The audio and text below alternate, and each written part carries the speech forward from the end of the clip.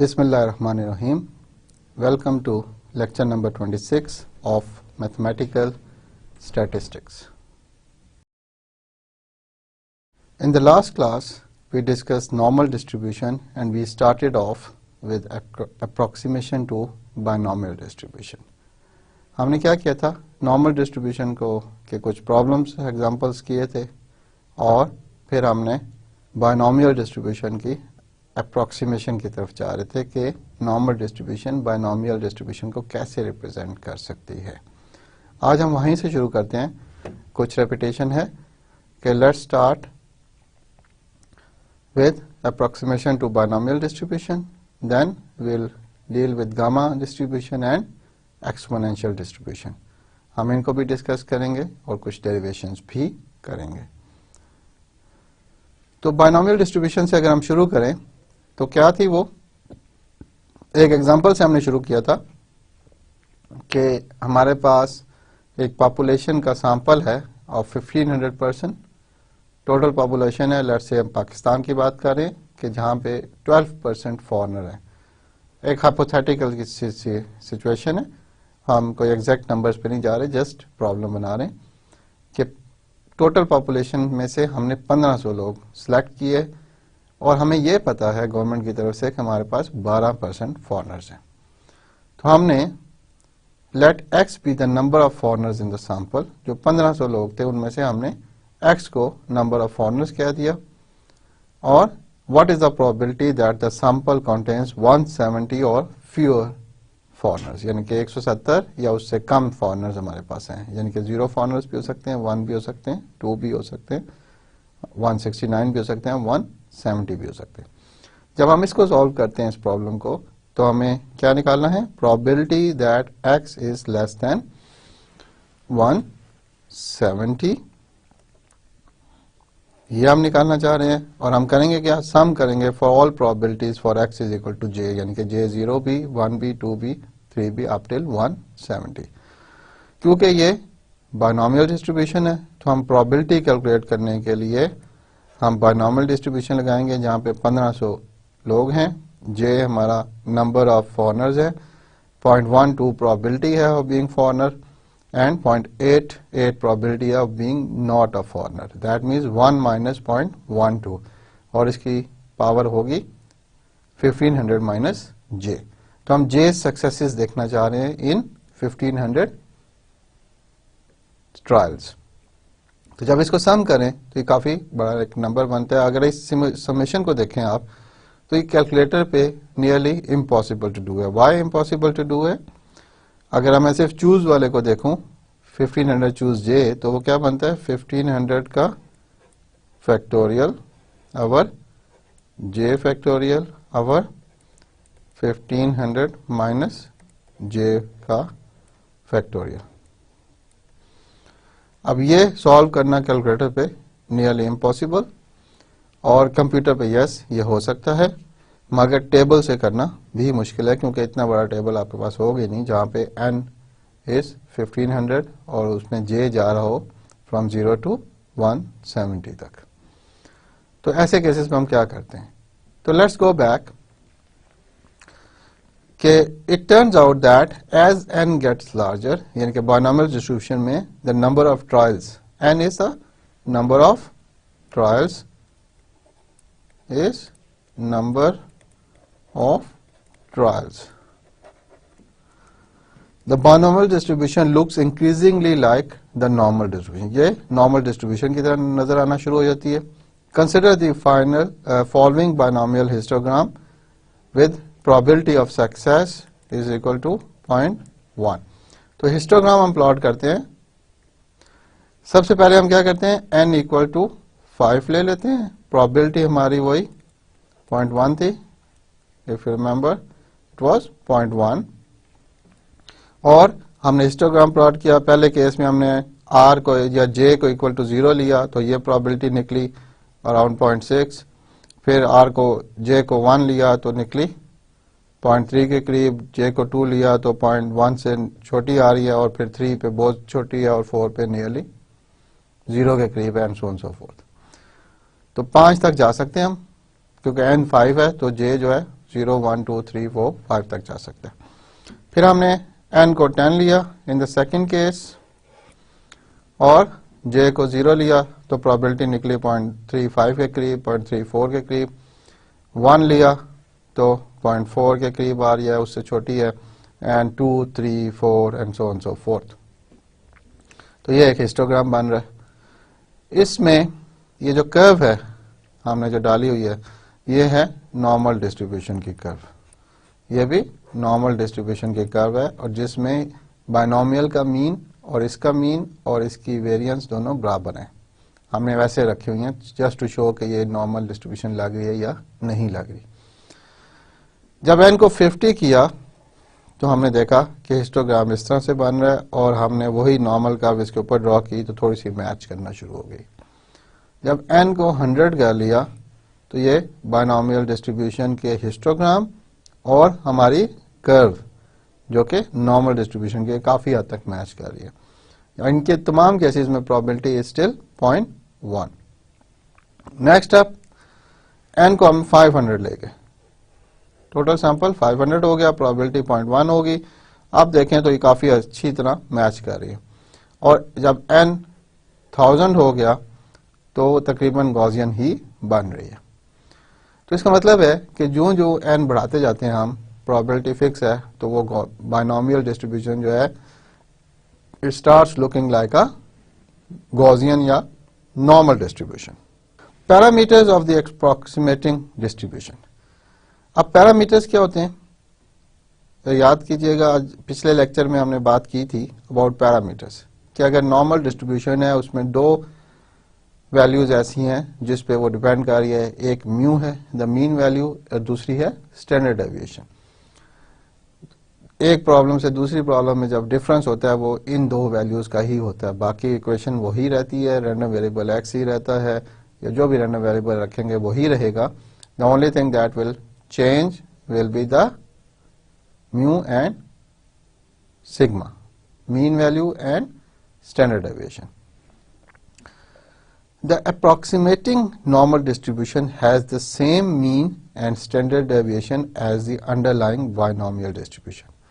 जब आपने binomial distribution निकाल ली किसी वेरिएबल के लिए और उसकी मीन वैल्यू और उसकी स्टैंडर्ड डेविएशन हमने रख दी किस में, नॉर्मल डिस्ट्रीब्यूशन में, तो हम दोनों को इकट्ठे प्लॉट कर रहे थे इन the previous cases. Thus, if x is a binomial random variable, यहाँ पे क्या है, x is a binomial random variable with n and p having mean which is np। ये याद होगा हमने ड्राइव भी किया था, प्रूव भी किया था कि mean of a binomial is np and the standard deviation is np into 1 minus p का whole under the root। ये under the root डिपेंड कर रहा है तमाम पे आ रहा है।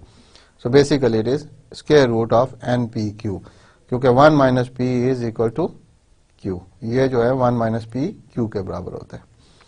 It can be approximated by normal distribution if we set normal distribution में हम क्या चीज सेट करें, mu is equal to np set करें और sigma is equal to np का npq का square root, sigma equal to npq का स्क्वायर रूट सेट करें तो हमें पास ये नॉर्मल डिस्ट्रीब्यूशन में हम यूज कर सकते हैं। नेक्स्ट चलते हैं जी, when it is the approximate appropriate। Approximation appropriate, किस केसेस में हम अप्रोक्सीमेशन कर सकते हैं और किन केसेस में नहीं कर सकते। The farther p is from 0.5 कि प्रोबेबिलिटी जो है ऑफ सक्सेस वो 0.5 से दूर होनी चाहिए, it should not be close to 0.5। The larger n needs to be for the approximation to work. क्या कि अगर प्रोबेबिलिटी 0.5 से बहुत दूर होगी तो n को लार्ज होना पड़ेगा। If p is away from 0.5 यानी कि हाफ प्रोबेबिलिटी से दूर है तो n को लार्ज होंगे। हाफ का मतलब यह है प्रोबेबिलिटी कहां से कहां तक शुरू जा सकती है, 0 से 1 तक। अगर तो 0.5 के करीब है तो इससे दूर मतलब या 0 के करीब है या 1 के करीब है, यानी कि 0.050 के करीब है, 0.951 के करीब है। तो ये केसेस वो हैं जहां पे n शायद इतना ज्यादा लार्ज नहीं चाहिए मगर लार्ज चाहिए, सॉरी यहाँ पे क्या लिखा हुआ है, अवे फ्रॉम 0.5 हो तो द लार्जर n, n हमें बड़ा चाहिए। Thus as a rule of thumb, यानी कि ये कोई हार्ड एंड फास्ट रूल नहीं है, just a rule of thumb, क्या हमें चेक करने के लिए हम क्या इस पे अप्रोक्सीमेशन लगा सकते हैं या नहीं लगा सकते। Only use the approximation if n into p is greater than equal to 10 and n into q is also greater than equal to 10। n ये q है basically, 1 minus P is q, ये दोनों अगर ट्रू हों तो हम approximation लगा सकते हैं। ये मुख्तलिफ बुक्स में मुख्तलिफ है रूल ऑफ थंब है, यहाँ पे जिस बुक को मैं फॉलो कर रहा हूँ उसमें ये रूल ऑफ थंब ये गिवन है, हम इसको फॉलो करेंगे। बाकी मैंने आपको ये बताया था कि you can always plot different distributions, binomial distribution के डिफरेंट वैल्यूज और डिफरेंट पी के लिए प्लॉट करें और उसको देखें कि वो गॉसियन नज़र आती है कि नहीं नज़र आती। थोड़ा से अगर आप 2-4 प्लॉट कर लेंगे तो आपको बेहतर समझ आ जाएगा कि रूल ऑफ थंब कैसे अप्लाई करना है, किन केसेस में आप कर सकते हैं, किन केसेस में आप नहीं कर सकते। We go next. Here we see the behaviour of approximation as a function of p for n is equal to 100। अब हमने n 100 फिक्स कर दिया। प्रीवियस केस में हमने क्या किया था, we fixed p and we were changing n। इस केस में हम क्या करें, n को फिक्स करें टू 100 और p को चेंज करें। डिफरेंस क्या है, इन the previous case probability was fixed, number of trials were changing. In the present case we fix the number of trials to 100 and we are changing the probability p. If the probability is 0.001 तो हमारा ये curve यूं बनता है। जो ही probability 0.005 होती है तो थोड़ा सा बेहतर होना नजर आना शुरू हो गया। 0.1 पे इस तरह से आ रहा है, 0.05 पे काफी हद तक गॉसियन नजर आना शुरू हो गया है। और इस केस में अगर देखें तो it looks more like a Gaussian compare to the rest of the three. This one is Gaussian, this doesn't look like Gaussian और a normal distribution, this also doesn't look like a normal और Gaussian distribution.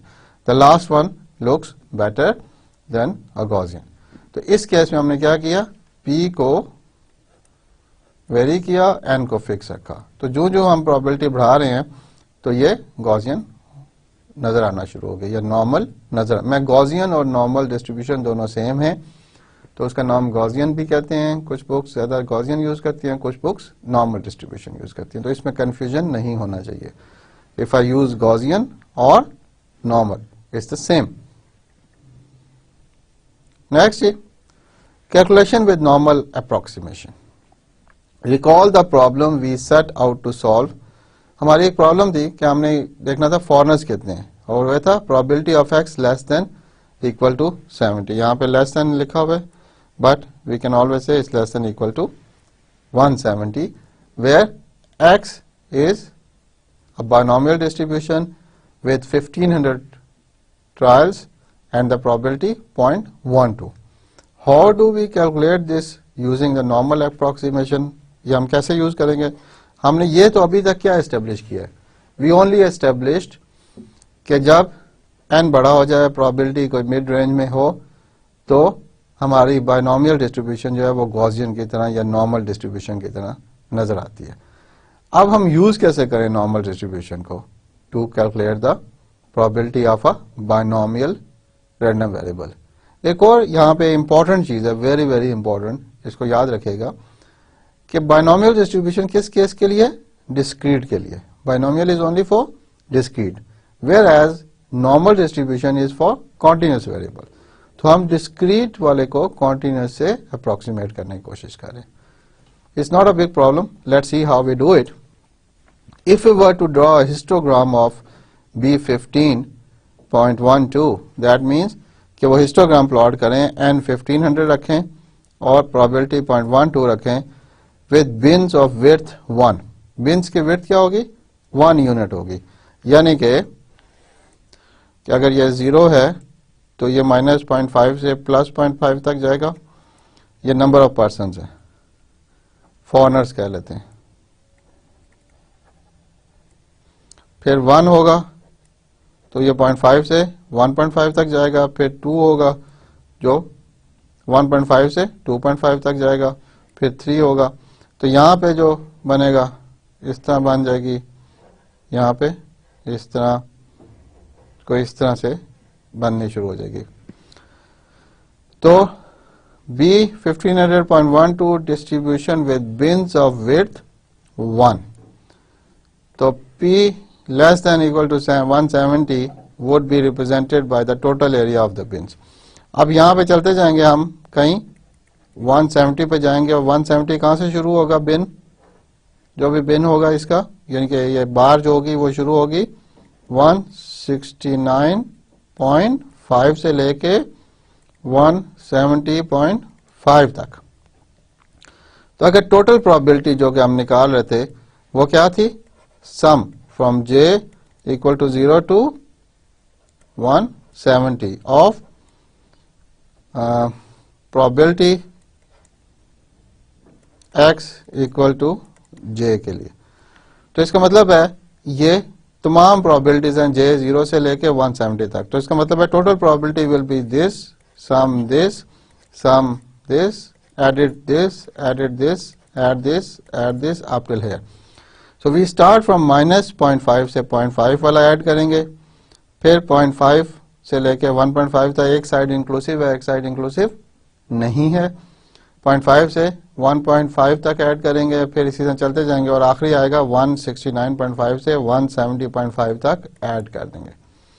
ये सारे would be represented by the total area of the beans spanning. तो ये total area जब हम add कर लेंगे तो वो हमारी प्रॉब्लम सॉल्व हो जाएगी। कौन सी प्रॉब्लम, ये वाली प्रॉब्लम सॉल्व हो जाएगी। This is how you do it. Next, thus using the approximation normal distribution y is equal approximated by n 170.12, we calculate that probability of x less than equal to 170 is equal to probability of y less than 170.5। यहाँ पे एक चीज note करें कि मैंने 0.5 add किया क्योंकि discrete case की और मैंने कॉन्टिन्यूस केस की डिफरेंस आपको बताई थी अभी। क्योंकि अगर ये डिस्क्रीट केस था, पर्सन वर डिस्क्रीट, सो 1 2 अप टिल 170 जा रहे थे, तो इनके बिन्स जो बने थे वो यूं बन रहे थे और 170 वाला थोड़ा सा आगे जा रहा था। अगर नॉर्मल गॉसियन डिस्ट्रीब्यूशन बनाएंगे तो वो कुछ इस तरह से बनेंगे इसके ऊपर। अब अगर मैं यहां से इसे इंटीग्रेट करूं या 0 से यहां तक इंटीग्रेट करूं तो half of this will be lost and half of this will be lost. Getting my point? Half of this, ये दोनों बिन्स जो हैं इसमें जो बार थी हिस्टोग्राम की आधी लूज हो जाएगी, तो उसको इंक्लूड करने के लिए मुझे यहां पे 0.5 ऐड करना पड़े।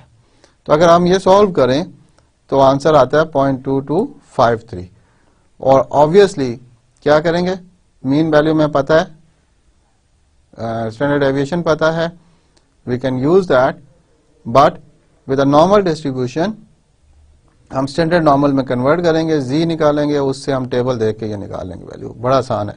Compared to what we were trying to get at is 0 to 170, 1500, choose j, p raised to power j, q raised to power 15 minus j।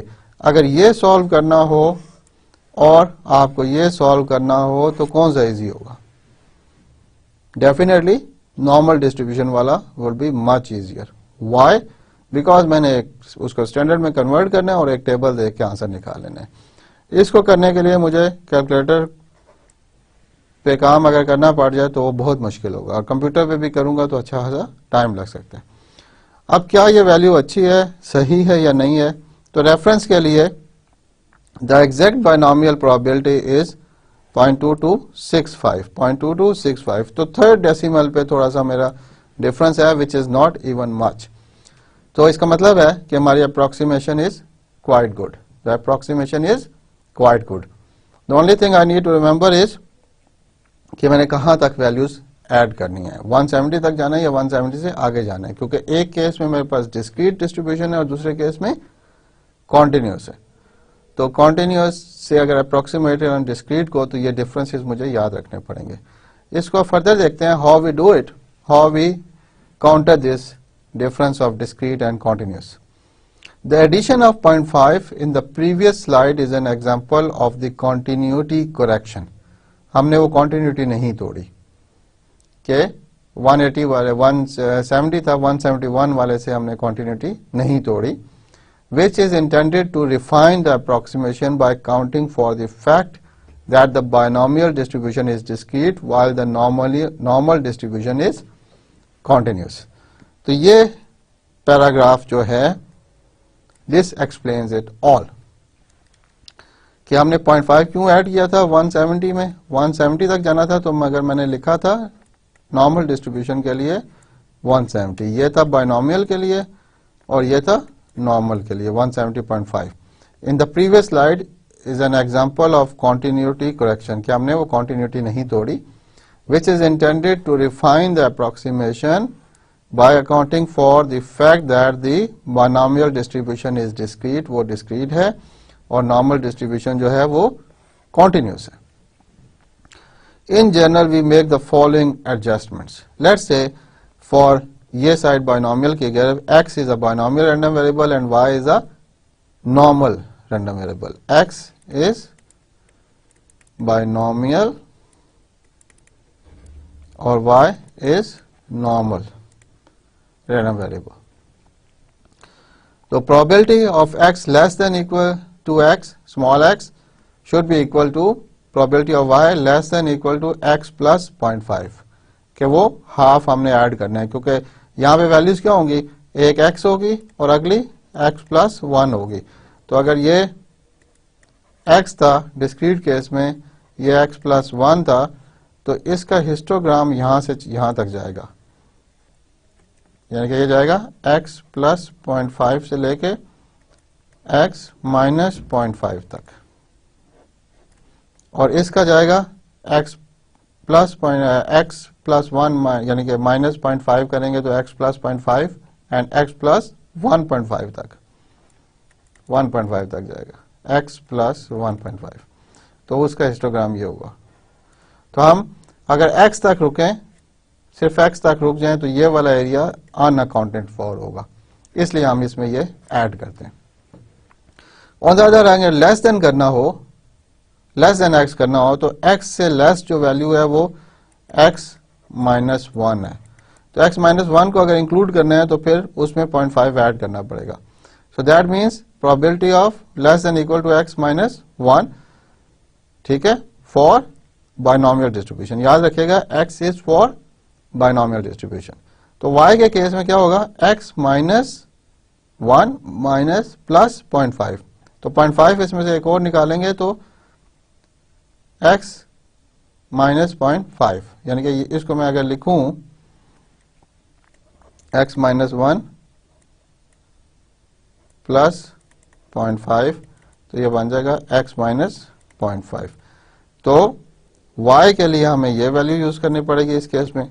ये हिस्टोग्राम से काफी हद तक आपको क्लियर हो जाना चाहिए कि हम वो बीच वाला गैप जो ये क्वेश्चन मार्क मैंने यहाँ पे डाला हुआ है, ये नहीं लूज करना, ये कहीं नहीं घुमाना नहीं हमने। और for x greater than x अगर करना हो तो फिर ग्रेटर देन इक्वल टू करना हो तो ऑब्वियसली उससे पीछे से शुरू करेंगे, क्योंकि x इंक्लूड हुआ हुआ है, तो इससे पिछली वैल्यू से हम शुरू करेंगे ताकि x वाली जो बार है हिस्टोग्राम की वो पूरी इंक्लूड हो जाए। तो x माइनस 0.5 हो जाएगा, और ग्रेटर देन होगा तो फिर हम इक्वल टू करने के लिए x प्लस 1 कर देंगे, greater than and equal to, और इसमें भी फिर 0.5 ऐड कर देंगे। तो ये हो सकता आपको समझ आ जाना चाहिए।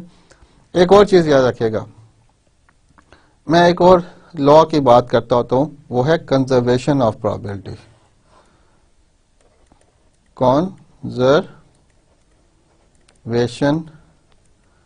ऑफ प्रोबेबिलिटी क्या मतलब है इसका, कि चाहे हम बाइनोमियल डिस्ट्रीब्यूशन में हैं या नॉर्मल में, total probability is always 1, total probability is always equal to 1। तो हम कोई पोर्शन प्रोबेबिलिटी का जाया ना कर दें, कंजर्व होनी चाहिए, टोटल प्रोबेबिलिटी कंजर्व होनी चाहिए। जब एक डिस्ट्रीब्यूशन से दूसरे डिस्ट्रीब्यूशन में मैप करते हैं तो टोटल प्रोबेबिलिटी कंजर्व होनी चाहिए। जैसे कंजर्वेशन ऑफ एनर्जी था ना, कि total energy should be counted for, कि जितने भी आपने एनर्जी दी वो कुछ हीट में ट्रांसफर होगी, कुछ किसी और चीज में पोटेंशियल एनर्जी में कन्वर्ट होगी, वो सारी ऐड होनी चाहिए to the total energy given. Similarly जो total probability in the binomial है वही total probability in the normal distribution होनी चाहिए। तो कोई पोर्शन हमने इग्नोर नहीं करना। हमेशा जहां पे समझ ना आ रही हो, जहां पे कोई कंफ्यूजन हो आपको, वहां पे आप सिंपल सा ये टेबल ग्राफ बनाएं हिस्टोग्राम का, और उसके बाद आपको समझ आ जाएगी कि मैंने प्लस 0.5 करना है या माइनस 0.5 करना है या क्या करना है। हर एक का हिस्टोग्राम बनाएं उस वैल्यू के ऊपर और उसको देख लें कैसे हमने उसको ऐड करना है या सब्ट्रैक्ट करना है या ऐड करना है। तो अब आपको ये डिस्ट्रीब्यूशन डिस्क्रीट और कॉन्टिन्यूस का डिफरेंस तो समझ आ गया होगा। Let's go further. Normal approximation to the binomial. If x is a binomial random variable with mean mu is equal to np and variance sigma square is equal to npq, ये क्या हो गया? Binomial random variable. और ये mean value हमने calculate की थी और ये वेरिएंस भी कैलकुलेट की थी। Then the limiting form of the distribution for z would be this thing. z क्या था हमारे पास? It was x minus mu over sigma. तो अब अगर हम इसमें ये चीजें डाल दें, x minus n p over n p q, ये जो स्क्वायर रूट होता है ये सब पे आ रहा होता है, ठीक है। So as n approaches infinity is a standard normal distribution z n z 0 and 1. 0 is the mean value and 1 is the standard deviation. This is for normal distribution, standard normal distribution को जब भी हम लिखेंगे यूं लिखेंगे। कैसे लिखेंगे? n हो गया normal distributed random variable, z ठीक है, उसके mean value 0 और standard deviation 1. So this should let us know that this is standard normal distribution. Okay, this should not be a problem anymore. तो अब z को जब हम इस तरह कन्वर्ट करेंगे तो वो वेरिएबल बन जाएगा किसका? स्टैंडर्ड नॉर्मल डिस्ट्रीब्यूशन का, जब n काफी बड़ा होगा। तो फिर हम अपनी गॉसियन को या नॉर्मल डिस्ट्रीब्यूशन को यूज कर सकते हैं to get an approximate answer for a binomial distribution. एक कंपैरिजन देखें आप कि एक टेबल है, बायनोमियल का जो टेबल था हमारे पास अवेलेबल, और हमने नॉर्मल का टेबल उसके साथ मैच किया। अगर n 10 हो, if n is equal to 10 and probability is 0.05, तो बायनोमियल R0 के लिए जो वैल्यू बनती है वो 0.5987 बनती है और नॉर्मल के लिए 0.5000 बनती है। क्योंकि एक याद रखिएगा, नॉर्मल डिस्ट्रीब्यूशन का टेबल हमें प्रोबेबिलिटी नहीं देता था, हमें कम्युलेटिव डिस्ट्रीब्यूशन देता था। यानी कि अगर ये z है वेरिएबल तो इससे पीछे तमाम देता था। और r जो था इन द बायनोमियल केस वो क्या था कि i is equal to 0 to r तक हम इसे, या x is equal to 0 to r करते थे, n choose x, p raise to power x, q raise to power n minus x। तो ये भी सम देता था। जब r इन्वॉल्व हो जाए तो ये तमाम probabilities from 0 to r value sum देता था। और सिमिलरली fz भी हमें तमाम probabilities from -20 to z sum देता था। तो इसलिए दोनों को हम कंपेयर कर रहे हैं। Whenever we are comparing we should be 100% बराबर 110% श्योर कि हम लाइक चीजों को कंपेयर करें, सेम चीजों को कंपेयर करें। गधे और घोड़ों को कंपेयर नहीं कर रहे। अगर बायनोमियल में हम कम्युलेटिव प्रोबेबिलिटी देख रहे हैं तो नॉर्मल में भी प्रोबेबिलिटी कम्युलेटिव ही देख रहे हैं। जो हम वो कहते थे ना, apple and oranges can't be added in algebra. Similarly जब हम कंपैरिजन भी करते हैं तो एप्पल को ऑरेंज से कंपेयर नहीं करते, एप्पल को एप्पल से और ऑरेंज को ऑरेंज से कंपेयर करते हैं। दोनों केसेस में चाहे वो बायनोमियल है या नॉर्मल है, जो चीज हम कंपेयर कर रहे हैं इस वक्त वो कम्युलेटिव डिस्ट्रीब्यूशन है, यानी कि तमाम probabilities from -52 to up to that value. तो यहाँ पे तो वैल्यू इतनी मैच नहीं कर रही for r is equal to 0, मगर r इज इक्वल टू 4 पे सेम आ गई, r इज इक्वल टू 3 पे भी देखें नियरली सेम है, 2 पे भी अच्छी है। इधर जाएं, अगर आप आगे जाके देखें प्रोबेबिलिटी अगर 0.1 है n 10 है, तो इस केस में भी जब r बढ़ना शुरू होता है तो प्रोबेबिलिटीज मैच करना शुरू होती है।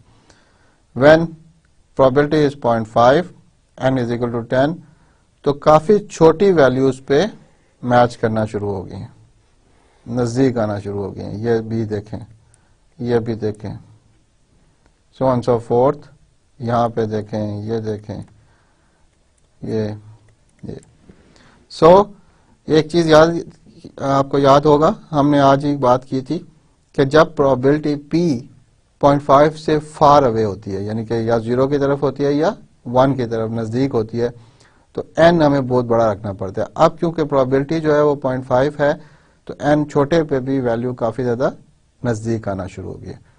तो एक कंपैरिजन आपने देख लिया टेबल के थ्रू से, फिर हमने आपको ग्राफिकली भी हिस्टोग्राम से और नॉर्मल डिस्ट्रीब्यूशन को प्लॉट करके आपको बताया था कि काफी ज्यादा ये मैच करते हैं। फर्दर जाएं अगर आप, तो n यहाँ पे प्रोबेबिलिटीज नहीं लिखी हुई, मगर आप देखें कि वैल्यूज काफी नजदीक आना शुरू हो जाती हैं for higher values of r। n बड़ा होना शुरू हो जाए तो काफी ज्यादा क्लोज आने शुरू हो जाएंगे values. Let's do an example.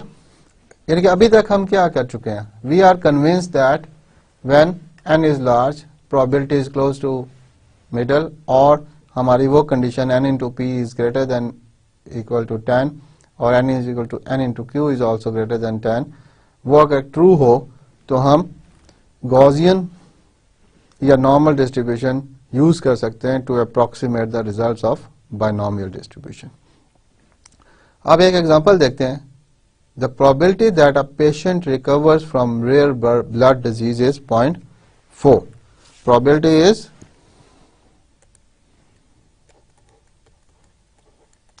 0.4 if 100 people are known to have contracted 100 this disease, what is the probability that less than 30 survive? So r is less than, या रैंडम वेरिएबल x कह देते हैं इसे, तो प्रोबेबिलिटी हमें क्या निकालनी है, x लेस देन 30 हमने कैलकुलेट करनी है। तो इसको करने का तरीका क्या है, सबसे पहले हमें n पता है, p पता है, तो we find mu. Mu is equal to n into p which is 100 into 0.4 which is 40, and sigma is equal to npq which is 100 times 0.4, और q क्या होगा, yes q will be 1 minus p which is 1 minus 0.4 which is equal to 0.6 and square root, तो वो बनता है मेरे पास 4.899। Now x is equal to 30 less than 30, तो लेस देन 30 में अगर आपको याद हो तो हमने 0.5 उसमें से माइनस करना था। x इज अ पर्सन्स, तो ये अगर 30 है तो इसका जो हिस्टोग्राम का रेक्टेंगल बनेगा वो बनेगा 29.5 से लेके 30.5 तक। तो हमने लेस देन 30 कैलकुलेट करनी है, इसका मतलब है we need to go this direction. So it will be x will be 29.5 and this is left side of 30 and z जब इससे निकालते हैं हम, वो बनता है 29.5 minus 40 our sigma which is 4.899 and it is equal to minus 2.14. So and the probability of z less than minus 2.14 is should be equal to the probability of x less than 30 और ये जब हम table में देखते हैं -2.14 की value of z के लिए हम प्रोबेबिलिटी देखते हैं in the standard normal distribution table, we find it is 0.0162. So आपने क्या किया, प्रोबेबिलिटी कैलकुलेट कर ली from using the standard normal distribution for a binomial random variable. तो ये एक एग्जांपल है how we apply it. We go next. इसमें क्या हुआ कि हमारे पास मल्टी चॉइस क्विज के मल्टी चॉइस क्विज आपको पता होगा, एमसीक्यूज जिसको बोलते हैं हम, मल्टी चॉइस क्विज एमसीक्यूज. वो क्या होते हैं, we have one question and we are given 4 probable answers. 4 answers होते हैं जिनमें से एक सही होते हैं और 3 गलत होते हैं. Has 200 questions each with 4 possible answers of which 1 is correct. Yes. What is the probability that sheer guesswork?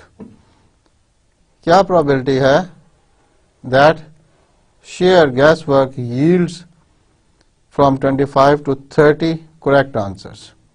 कि 25 से 30 तक correct answer आ जाएं for 80 of the 200 problems about which the student has no knowledge.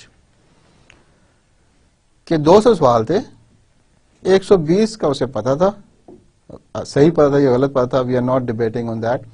तो 120 questions का उसको अंदाजा था, उसने को सॉल्व किया और करेक्ट आंसर पे टिक कर दिया. 80 क्वेश्चन ऐसे थे जिसके बारे में स्टूडेंट को कोई गैस वर्क नहीं था, कुछ नहीं पता था. तो उसने क्या किया, उसने गैस लगाया कि हो सकता है ए आंसर सही हो, बी हो, सी हो, फर्स्ट, सेकंड, थर्ड, फोर्थ, कौन सा आंसर ठीक है. तो वो 80 में से उसने एक सिलेक्ट कर लिया.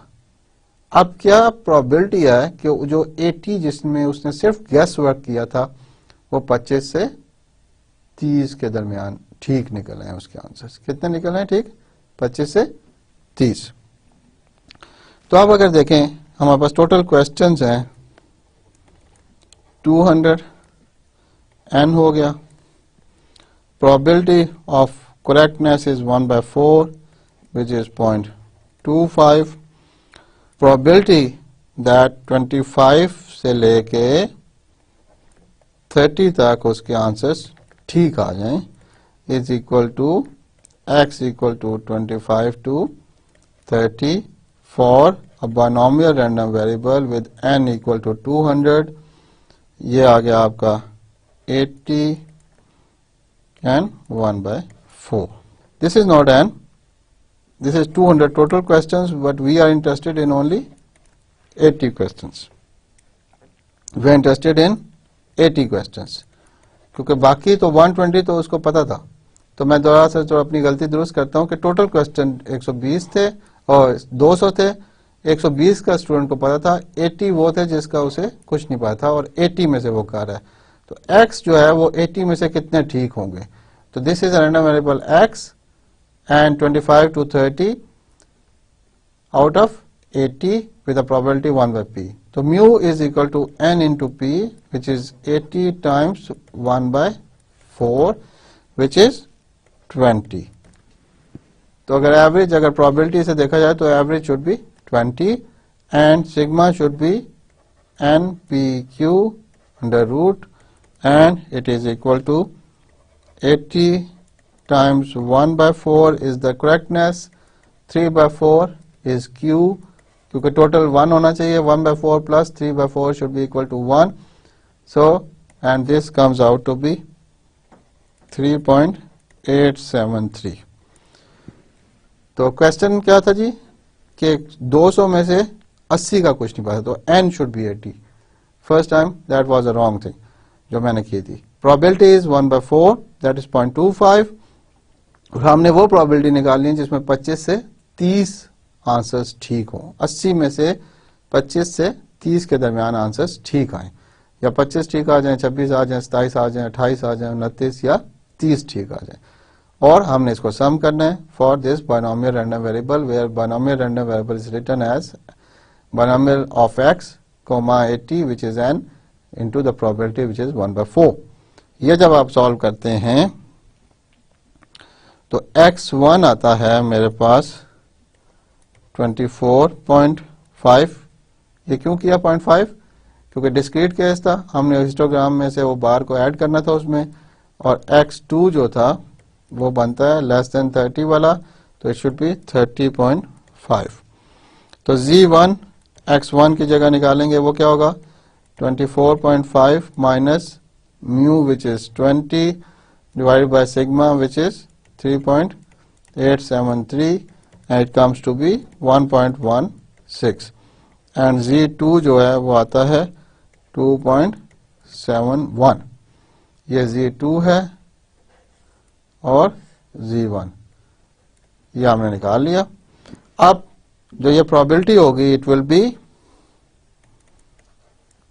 probability of x less than equal to 30 minus probability of x less than equal to 25। ये आपको पता चल जाना चाहिए। क्यों कर रहा हूं मैं? क्योंकि हमने निकालने हैं, लेट्स से कोई यहाँ पे 25 थे और यहाँ पे कहीं 30 थे, हमने ये रीजन निकालना है। तो हम 30 का अप टिल माइनस इन्फिनिटी सारे ऐड कर लेंगे और फिर 25 को भी अप टिल माइनस इन्फिनिटी सारे ऐड कर लेंगे, तो जो डिफरेंस लेंगे वो इसके बराबर आएगा। And that difference comes out to be, and the probability should be equal to probability of z greater than 1.16 and less than 2.71 and which is equal to probability of z less than 2.71 minus probability of z less than 1.16। ये दोनों अगर कर लें आप, ये table में से देखेंगे आप, तो वैल्यू आएगी आपकी 0.1196 ये वैल्यू आ जाती है आपकी फॉर दिस क्वेश्चन। इस प्रॉब्लम को आप देख लें तो आप इसकी application of normal distribution to calculate the binomial probability, आप इसमें उसका तरीकाकार आपको समझ आ जाएगा। We go next and talk about another important distribution. Important तो इस तरह से नहीं, जितनी नॉर्मल डिस्ट्रीब्यूशन है कॉमन उस तरह इतनी कॉमन नहीं है, but yes it is gamma distribution. A gamma, सबसे पहले हम डिफाइन करते हैं what is a gamma function. A gamma function is defined as, ये कैपिटल गामा है, आपको स्मॉल गामा पता होगा, वो इस तरह लिखते थे हम आर की तरह का, ये गामा लिखते थे इस तरह से। ये कैपिटल गामा है और इसको कैसे लिखते हैं? हाफ टी की तरह, you write it as half T या उल्टा 7। And capital gamma of alpha of parameter alpha is equal to 0 to infinity x raised to power alpha minus 1 e raised to power minus x d of x raised to power alpha minus 1 into exponential of minus x dx। तो x पे integration हो जाएगी, x की limits डाल देंगे तो answer जो होगा सिर्फ अल्फा वेरिएबल पर डिपेंड करेगा। And there is a condition alpha is greater than 0। Integrating by parts and manipulating results, we get gamma alpha is equal to alpha minus 1 into gamma alpha minus 1. Okay? Gamma alpha is equal to alpha minus 1 into gamma alpha minus 1. तो इस तरह चलते जाएंगे। तो ये आप अगर integration by parts करें तो यूं हो जाएगा। इसको मैं अगर एक और स्टेप लिख लूं इसका अल्फा माइनस 1, और इसको भी अगर मैं इसी इक्वेशन में अल्टरनेटिवली लिखूं तो वो क्या आएगा? Alpha minus 2 into gamma alpha minus 2 and so on. अच्छा, फिर अगली दफा फिर इसको हम खोल सकते हैं, फिर लिखते जा सकते हैं। So this is your gamma function, gamma function. ये कोई डिस्ट्रीब्यूशन नहीं है अभी तक, this is not a distribution. ये हम सिर्फ एक डिफाइन कर रहे हैं कि गैमा फंक्शन क्या होता है। इसके बहुत से यूजेस हैं, मगर हमारे लिए सिर्फ हम अभी इस इंटीग्रल को देखना चाह रहे हैं जो कि एक गैमा फंक्शन है।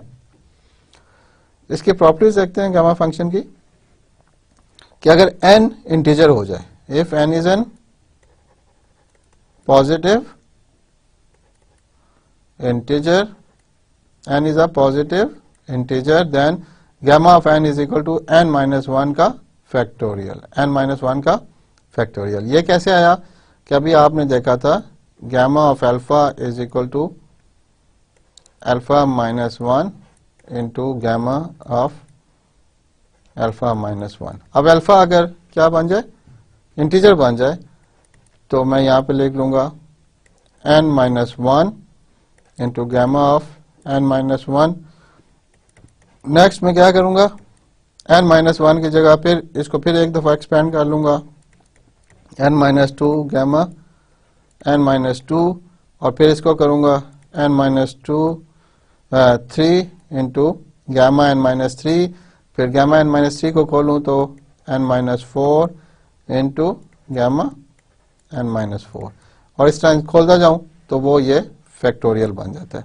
फैक्टोरियल का याद होगा आपको क्या था, n factorial was equal to n into n minus 1 into n minus 2 up till 1। So gamma of n is equal to n minus 1 का फैक्टोरियल। और फिर दूसरी बात है gamma of 1 is equal to 1, gamma of 1 is equal to 1। इसको भी देख लेते हैं गैमा इक्वल टू 1 कैसे हो सकता है। अगर आप इस इंटीग्रल को देखें, ये था 0 से infinity x alpha minus 1 E raise to minus x dx for positive values. तो अल्फा को अगर मैं 1 कर दूं, यहाँ पे भी 1 कर दूं, यहाँ पे भी 1 कर दूं, तो क्या बनेगा 1 minus 1 0 E raise to minus x dx को जब मैं 0 से इन्फिनिटी तक इंटीग्रेट करता हूँ तो वो कहता है इसका जवाब आएगा 1। This is how it does it.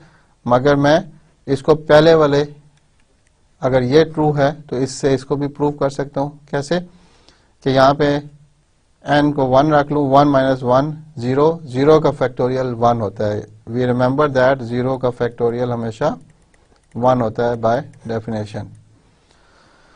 And then comes gamma is equal to gamma where alpha is equal to half equals under root pi.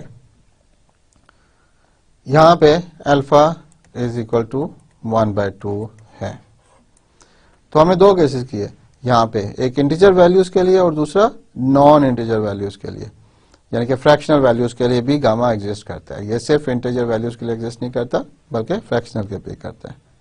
Next, the continuous random variable x has a gamma distribution with parameters alpha and beta if its density function is given by. अब यहाँ पे एक density function given है हमें, f(x) alpha beta is equal to 1 over beta raised to by alpha gamma alpha x into alpha minus 1 e raised to minus x over beta greater than 0. This is a gamma distribution. This is a gamma distribution where alpha is greater than 0 and beta is also greater than 0. ये एक gamma distribution है। The continuous random variable x has a gamma distribution with parameters। अब gamma distribution में भी दो parameters हैं, alpha and beta, and both are positive if its density function is given by this expression, and this expression is only valid for x greater than 0. Remember this thing. There are different plots of the gamma distribution. यहाँ पे alpha को 1 रखा, beta को 1 रखा, और x कहाँ से कहाँ तक जा रहा था, x was greater than 0, तो 0 से लेके 1 2 3 4 5 4 है। तो ये कॉन्टिन्यूस डिस्ट्रीब्यूशन है, तो जब अल्फा 1 और बीटा 1 के लिए प्लॉट करें तो यूं नीचे जाती है, ये वाली है। When alpha is equal to 2, beta is equal to 1, it looks like this. When alpha is equal to, beta is equal to 1, it looks like this. And when alpha is equal to 4, beta is equal to 1, it looks like this.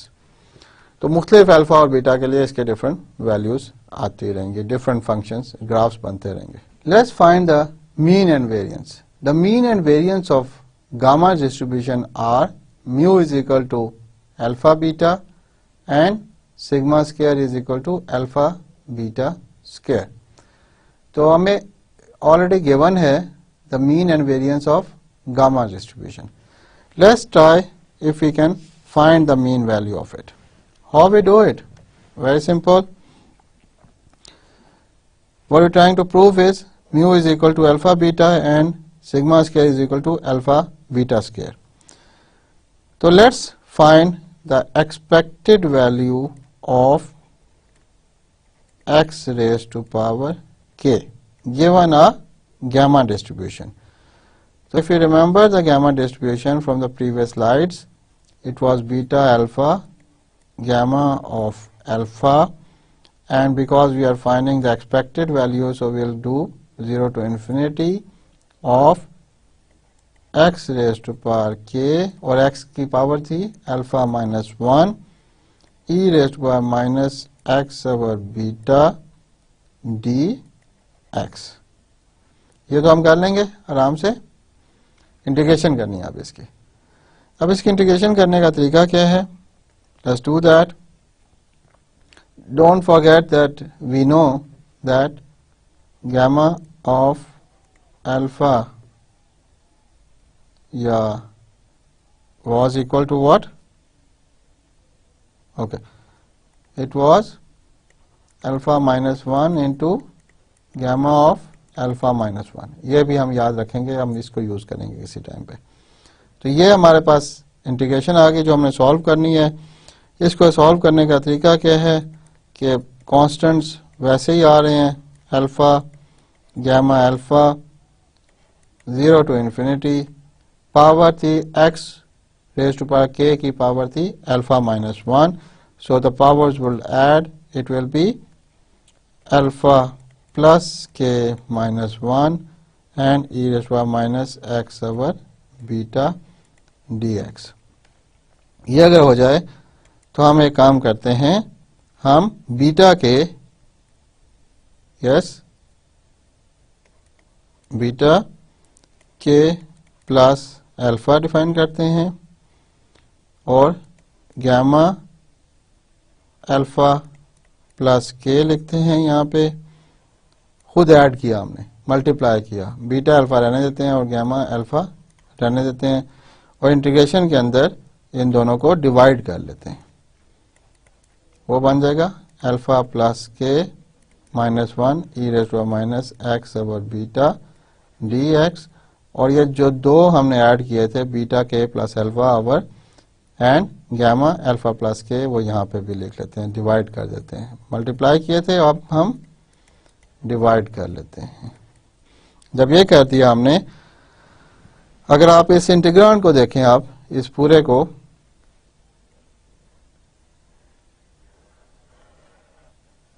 तो ये क्या है? Is a gamma distribution. This itself is a gamma distribution with parameter alpha plus k, with parameter not alpha anymore but alpha plus k, and if we integrate it from 0 to infinity तो वो normalize होनी चाहिए. अब problem यह है कि हमने जो मल्टीप्लाई किए हैं b k plus alpha and gamma a plus alpha, they don't depend on the integral dx पे डिपेंड नहीं करते, इसलिए हमने एक बाहर मल्टीप्लाई किया और इंटीग्रेशन से अंदर डिवाइड किया, इसलिए कोई फर्क नहीं पड़ा. So that's beneficial. अगर आप इस पूरी डिस्ट्रीब्यूशन को देखें, this is normalized. So we से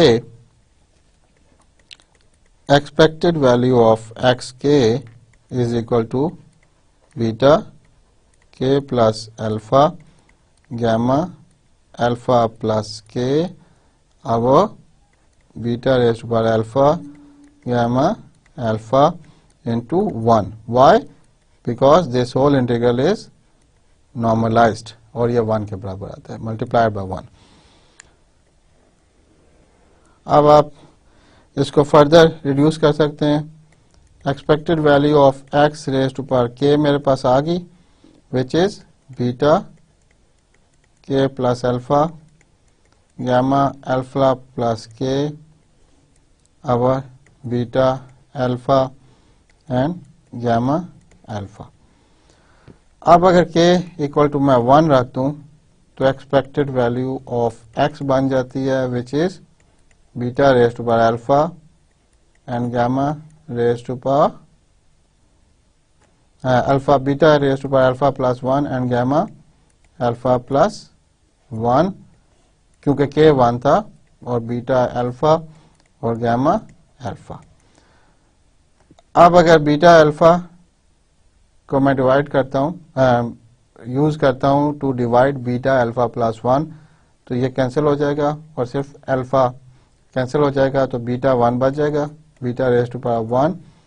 और यहाँ पे अगर इसको मैं प्रॉपर्टी यूज करूँ जो मैंने ऊपर लिखी थी, वो क्या थी, it will be alpha into gamma alpha divided by gamma alpha, यानी कि गैमा अल्फा प्लस 1 को मैंने लिख लिया अल्फा इंटू गैमा अल्फा, ये हम लिख सकते हैं बिकॉज ऑफ दिस प्रॉपर्टी। ये कैंसिल हो गया and I am left with alpha into beta for the expected value of x, expected value of x.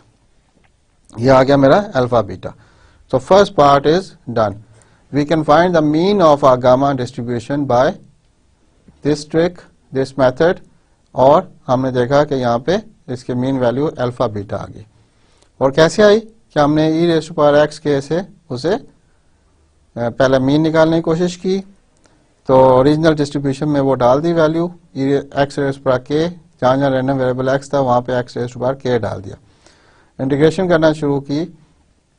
फिर हमने ये दो टर्म्स इंट्रोड्यूस कराई, ये वाली और यहाँ पे भी मल्टीप्लाई एंड डिवाइड किया, जिससे कोई फर्क नहीं पड़ा बिकॉज इसमें कहीं एक्स नहीं है और इंटीग्रेशन सिर्फ एक्स पे हो रही है। तो इस बॉक्स वाली इंटीग्रेंट को देखें हम, तो ये itself is a gamma function of parameter alpha plus 1 and beta. और गामा फंक्शन जो है वो हमेशा क्या होना चाहिए, नॉर्मलाइज होना चाहिए। तो नॉर्मलाइज किया तो इक्वल टू 1 आ गया और बाकी का मेरे पास ये बच गया। डन। यहाँ पे के था, फिर हमने इसको सॉल्व करने के लिए हमने मीन वैल्यू चाहिए थी जहाँ पे के 1 होना चाहिए था, तो के इक्वल टू 1 पुट किया इसी इक्वेशन में, जहाँ जहाँ के था वहाँ 1 पुट करते रहे, बीटा अल्फा से कट गया और बीटा की पावर 1 बची, और यहाँ पे गैमा अल्फा प्लस 1 था which is equal to alpha into gamma alpha, वो लिखा, gamma alpha cancel, alpha into beta is the expected value. Let's go and find the variance. We should remember this, जो हमने calculate किया है, expected value of X raise to power K. तो we know the expected value of X raise to power K which is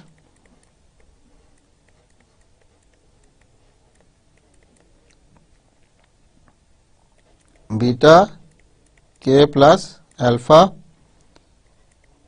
gamma alpha plus 1 divide by beta raised to alpha into gamma alpha. अब अगर मैं ये करूं कि मैंने k is equal to 2 रख दूं, तो expected value of x square मिल जाएगी मुझे, which is equal to beta alpha plus 2 gamma, sorry यहाँ पे अल्फा प्लस के था, तो it will be alpha plus 2 divide by beta raised to power alpha and gamma alpha. इसको further हम कर लेते हैं, ये हो जाएगा बीटा अल्फा बीटा स्क्वायर, फिर गैमा ये बन जाएगा alpha plus 1 into gamma alpha plus 1, और इसको भी मैं लिख लूं तो ये बनेगा alpha into gamma alpha over yes beta raised to power alpha gamma alpha, gamma alpha से कैंसिल, बीटा अल्फा से cancel, and I am left with beta square alpha plus 1 into alpha. इससे हमारे पास ये आ गया, ये हमारे पास, इसको भी खोल के लिख लेते हैं, it will be alpha square beta square alpha into beta square minus plus alpha into beta square. ये आ गया आपके पास expected value of x square. अब आपको याद होगा स्टैंडर्ड डेविएशन जब हमने डिफाइन की थी या वेरिएंस डिफाइन की थी वो बराबर थी sigma square was also equal to X square minus expected value of X का होल स्क्वायर। तो expected value of x square is equal to alpha square beta square plus alpha beta square minus expected value of x square जो कि हमने थोड़ी देर पहले निकाल लिया है which is minus alpha beta whole square. तो ये पूरे का पूरा इससे कैंसिल हो जाता है और एक्सपेक्टेड वैल्यू आती है वेरिएंस आती है alpha beta square. So this is also proved. So we have proved that the variance of what goes gamma distribution is alpha beta square. Gamma distribution की जो वेरिएंस है वो अल्फा बीटा स्क्वायर के बराबर आती है। So this is done. Next we go further. Find another distribution which is known as exponential distribution. What is an exponential distribution? It's a special case of gamma function. It's a special case of gamma function with alpha is equal to 1. जब alpha को 1 कर दें तो ये exponential बन जाता है. The continuous random variable x has an exponential distribution. The continuous random variable x has an exponential distribution with parameter beta if its density function is given by f x b beta is equal to 1 over beta e raised to minus x over beta. अगर आप पीछे चलें तो if you remember the gamma distribution क्या थी मेरे पास, वो थी 1 over beta raised to power alpha gamma alpha x raised to power alpha minus 1 and e raised to power minus x over beta. ये थी मेरे पास gamma distribution. Yes. और इसमें अगर मैं alpha is equal to 1 put करूं तो ये बीटा का पावर 1 हो जाएगी. 1 minus 1 0 alpha x की power 0 which is gone. So I will be left with and gamma of 1 is also equal to 1. So I will be left with 1 over beta e raised to power minus x over beta. तो यही distribution मेरे पास यहाँ पे मौजूद है and x variable should be greater than 0. The variable x should be greater than 0 and the whole distribution is 0 elsewhere. बाकी जगहों पे ये 0 है. तो अगर मैं इस डिस्ट्रीब्यूशन को प्लॉट करूंगा तो क्या होगा, अगर this is x, this is 0, it will go 0 and then it will have some shape. Why? Because 0 से पीछे ये exist नहीं करती, 0 है. And beta की पे कंडीशन है कि it's always positive. तो ये हो गया आपकी exponential distribution. इसका देखते हैं mean and variance of exponential distribution क्या है. What is the mean and variance of an exponential distribution? तो इसको कैलकुलेट करने का तरीका सिंपल है. हमारे पास x बीटा है which is the exponential distribution 1 over beta e raised to power minus x over beta for x greater than 0 and it is 0 elsewhere. तो expected value of x निकालनी है आपने, तो which will be 0 to infinity x over beta e raised to minus x over beta dx. ये integration कर लें आप तो बनती है 1 बाय बीटा. हम कैसे करना है, इंटीग्रेशन बाय पार्ट्स करनी है. तो फर्स्ट पार्ट 1 और बीटा कॉमन ले लिया मैंने. फर्स्ट पार्ट में क्या आएगा, minus X E raise to power minus x over beta और इसकी लिमिट होंगी 0 टू इन्फिनिटी. मैं क्या कर रहा हूं, integration by parts plus beta 0 to infinity e raise to power minus x over beta D x. अब इस पे अगर लिमिट्स डालें तो पहले इन्फिनिटी डालते हैं तो अब भी 0 आता है और 0 डालते हैं तब भी 0 आता है. तो ये 1 और बीटा 0 और जब सेकंड को इंटीग्रेट करते हैं तो वो बनता है beta square minus e raised to minus x over beta 0 to infinity and इसको अगर सॉल्व करते हैं इन्फिनिटी डालते हैं तो 0 और 0 डालते हैं तो 1, सो 1 माइनस लिमिट के साथ प्लस हो जाएगा, so the answer will be beta, ये बीटा इससे कैंसिल हो जाएगा, so expected value of x is equal to beta. मगर अगर आप एक स्लाइड पीछे जाते तो आपने देखा था for gamma distribution mu was alpha beta and yes sigma square was alpha beta square. Now to go to an exponential distribution we set equal alpha equal to 1, so therefore mu should be equal to beta and sigma square should be equal to beta square. So this is can be proved in that way as well कि अगर हम mean और variance gamma distribution का निकालें और answer में alpha equal to 1 put कर दें तब भी हम mean and variance of exponential distribution निकाल सकते हैं। यानी कि पहले हम गामा डिस्ट्रीब्यूशन का निकालें और फिर अल्फा को 1 पुट कर दें या डायरेक्टली सॉल्व कर लें, दोनों केसेस में हम mean and variance of exponential distribution निकाल सकते हैं। That brings me to the end of my lecture in which we did some problems related to binomial and normal distribution के binomial की approximation जो थी वो normal distribution के साथ उसकी हमने कुछ problem solve की थी। Then we discussed the gamma distribution and found its mean value, या पहले तो कुछ properties of gamma function हमने देखी थी, फिर हमने देखा कि एक gamma distribution भी exist करती है, फिर हमने gamma distribution की mean और variance calculate की और फिर हमने एक्सपोनेंशियल डिस्ट्रीब्यूशन डिफाइन की which is a special case of gamma distribution जिसमें अल्फा इक्वल टू 1 हो जाता है, फिर हमने उसकी मीन और वेरिएंस भी ड्राइव की।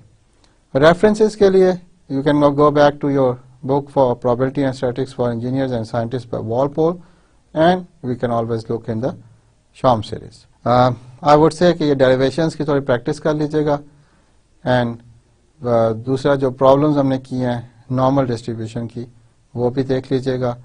I wish you good luck, अपना ख्याल रखिएगा, अल्लाह हाफिज़ and thank you very much.